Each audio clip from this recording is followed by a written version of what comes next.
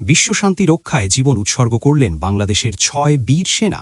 দূর সুদানের মাটিতে ঝরে গেল দেশের গর্ব, জাতির অহংকার।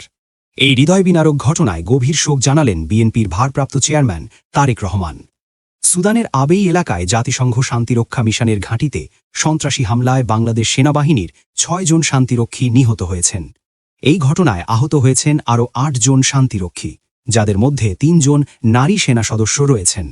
এই মর্মান্তিক ঘটনায় শনিবার রাতে নিজের ফেসবুক পোস্টে গভীর শোক ও দুঃখ প্রকাশ করেন বাংলাদেশ জাতীয়তাবাদী দলের ভারপ্রাপ্ত চেয়ারম্যান তারেক রহমান। তারেক রহমান বলেন, জাতিসংঘের পতাকা তলে বিশ্বশান্তি রক্ষার মহান দায়িত্ব পালন করতে গিয়ে জীবন উৎসর্গকারী আমাদের বীর সেনা সদস্যরা জাতির গর্ব। তাদের এই আত্মত্যাগ বাংলাদেশের জন্য চিরস্মরণীয় হয়ে থাকবে। তিনি নিহত শান্তিরক্ষীদের রুহের মাগফিরাত কামনা করেন এবং শোক সন্তপ্ত পরিবার পরিজনের প্রতি গভীর সমবেদনা জানান। এ সময় তিনি আহত সেনা সদস্যদের দ্রুত সুস্থতা কামনা করেন এবং এই কঠিন সময়ে তাদের পাশে দাঁড়ানোর জন্য সংশ্লিষ্ট সবার প্রতি আহ্বান জানান।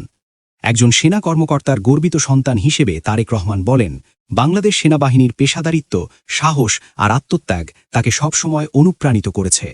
চলমান পরিস্থিতিতে শান্তিরক্ষীদের নিরাপত্তা নিশ্চিত করতে আন্তর্জাতিক সম্প্রদায়ের আরও কার্যকরী ভূমিকা জরুরি বলে তিনি মন্তব্য করেন। মহান আল্লাহ তাআলা যেন আমাদের শহীদ বীর সেনা সদস্যদের শহীদ হিসেবে কবুল করেন এবং আহতদের দ্রুত সুস্থতা দান করেন, এই কামনায় আজ পুরো জাতি